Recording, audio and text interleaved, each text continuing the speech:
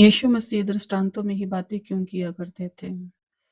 क्योंकि पूरी बाइबल जब आप पढ़ते हो तो वो एक दृष्टांत है और दृष्टांत की रीति पर आपको बहुत सारे संदेश मिलेंगे जिनको यीशु मसीह ने जब इस पृथ्वी पर आए और बहुत से मनुष्यों के साथ उन्होंने जब बातचीत की, वार्तालाप की, तो उन्होंने दृष्टांतों में बातें की। जब वो दृष्टांतों में बातें की तो एक दृष्टांत उन्होंने कहा, यीशु मसीह का एक दृष्टांत।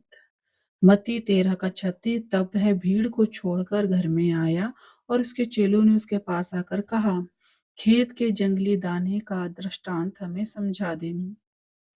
37 बताता है कि उसने उनको उत्तर दिया, यीशु मसीह ने उनको उत्तर दिया, अच्छे बीज का बोने वाला मनुष्य का पुत्र है।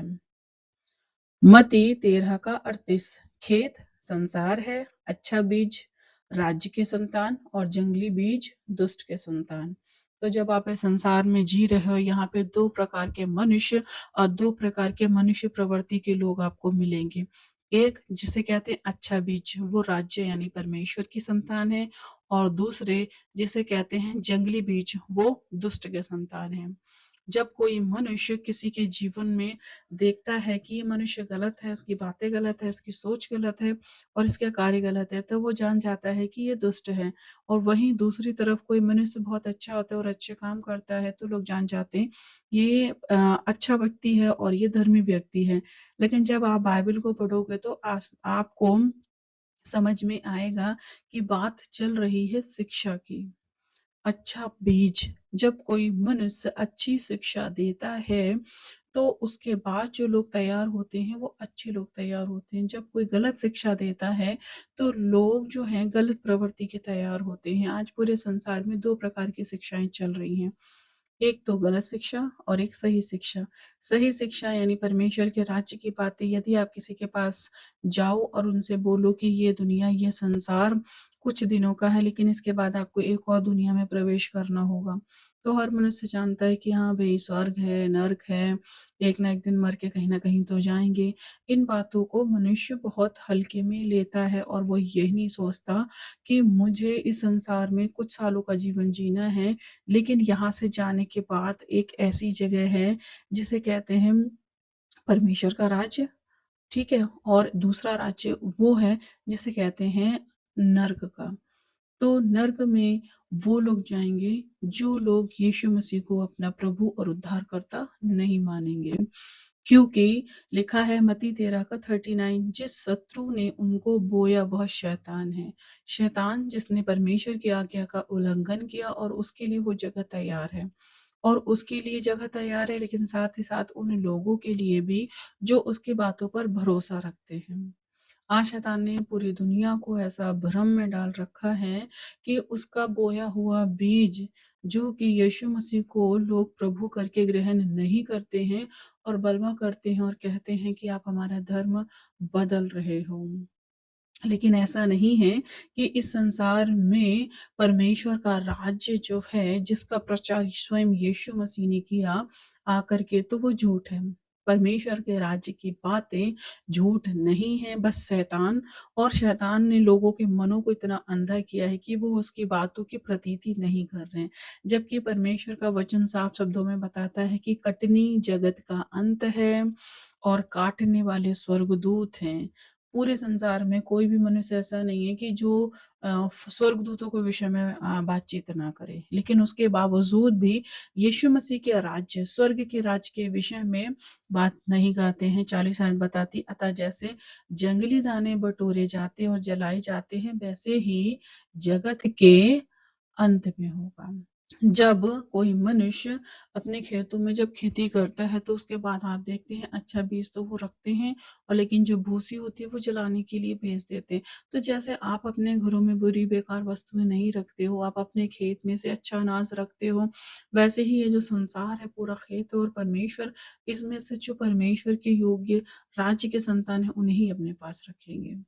सारी ही बातें दृष्टांतों की रीति पर है, लेकिन ये मनुष्य और उसका जो इस संसार में जो वो कार्य कर रहा है उसमें वो परमेश्वर को अपने जीवन में खोजता है, महत्व देता है। शैतान खुद को प्रकट करने के लिए आप पर तरह तरह की बातों को लेकर के आता है, लेकिन परमेश्वर का राज्य आपके पास परमेश्वर का वचन के माध्यम से आता है, जिसको बहुत सारे लोग नकार देते हैं, स्वीकार नहीं करते हैं। लिखा मत्ती 13 का 41, मनुष्य का पुत्र अपने स्वर्गदूतों को भेजेगा और वे उसके राज्य में से सब ठोकर के कारणों को और कुकर्म करने वालों को इकट्ठा करेंगे।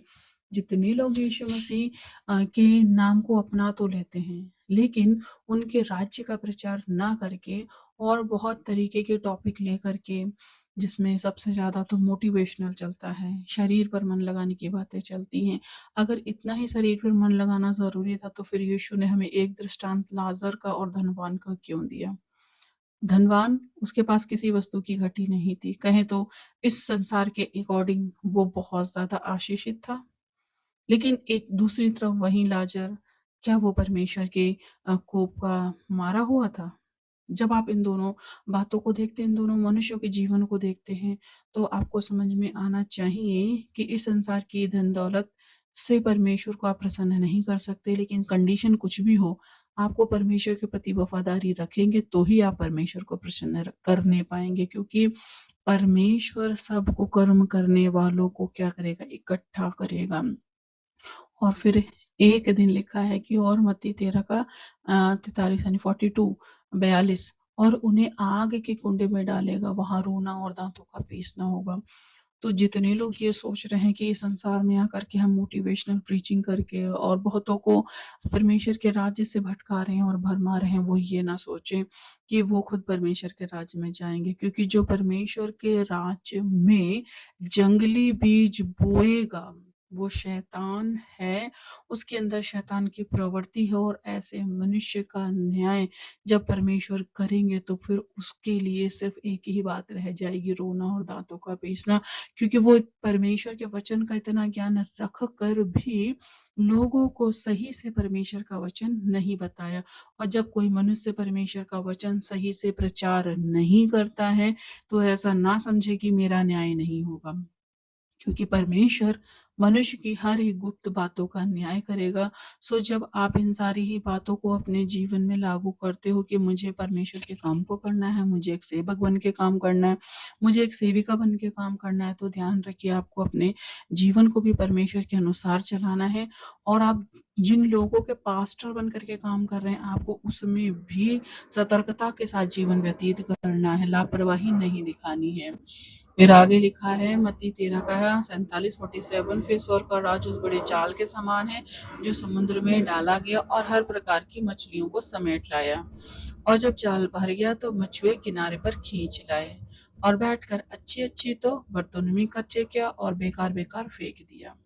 तो परमेश्वर के राज्य में लिखा है, बुलाए हुए तो बहुत हैं परंतु चुने हुए थोड़े हैं। जब जाल डाला जाता है तो तरह तरह की मछलियां आती हैं, वैसे ही इस संसार में जब परमेश्वर का राज्य की बातें लोगों को बताई जाती है तो बहुत भीड़ की भीड़ आ जाती है यीशु मसीह की बातों को सुनने के लिए, लेकिन उनमें से हर कोई परमेश्वर के राज्य में नहीं जाएगा, क्योंकि वो अच्छी अच्छी नहीं है, वो बेकार बेकार हैं। जब वो यीशु मसीह का नाम सुनकर आई थी तो उनको लगा था कि मेरी जीवन में चमत्कार होंगे, चंगाइयाँ होंगी और मुझे संसार की दौलत मिलेगी, मुझे संसार में ऐशो आराम की जिंदगी मिलेगी, मुझे संसार में बहुत कुछ अच्छा मिलेगा। और इन सारे ही लालच के चलते ये सारी वस्तुएं, अगर आपके जीवन में लालच नहीं है तो परमेश्वर ऐसा नहीं कि देते नहीं है, मगर लालच के चलते यदि आप यीशु मसीह पर भरोसा रखते हो और जब नहीं मिलती हैं तो फिर बैकस्लाइड हो जाते हो। फिर लोगों में बताया जाता है कि देखो इतने ईसाई बदल गए। कभी कभी ऐसा भी होता है कि देखो इतने इतने सारी वो जाति के लोग थे जो कि ईसाई बन गए। ना तो ईसाई बनते हैं और ना ही ईसाई बनाते हैं, परमेश्वर के राज्य का प्रचार करते हैं और परमेश्वर के राज्य की बातें बताते हैं, क्योंकि संसार में यीशु मसीह किसी को इस संसार में धर्म बदलने नहीं परंतु परमेश्वर के राज्य की बातें बताने आए थे कि मन फिराओ उन सारी बातों को जो आप अपने जीवन में लेके चल रहे हो जो कि गलत है, किसी के प्रति बुरा व्यवहार और गलत नजर, गलत बातें, गलत सोच, व्यभिचार, लुचपन, कुदृष्टि, निंदा, ये सारी बातें यदि आप अपने जीवन में लेके चल रहे हैं तो ये परमेश्वर के राज्य में जाने वाले लोगों में से नहीं है। इसलिए अच्छे-अच्छे तो परमेश्वर अपने राज्य में रखेंगे, लेकिन बेकार-बेकार वापस इस संसार में फेंक दें, क्योंकि एक दिन ये संसार जलाया जाएगा। सो परमेश्वर आप सभी को ये बुद्धि दे कि जब हम परमेश्वर के राज्य के काम को कर रहे हैं, तो उसमें हमें सोच समझ के साथ काम करना चाहिए।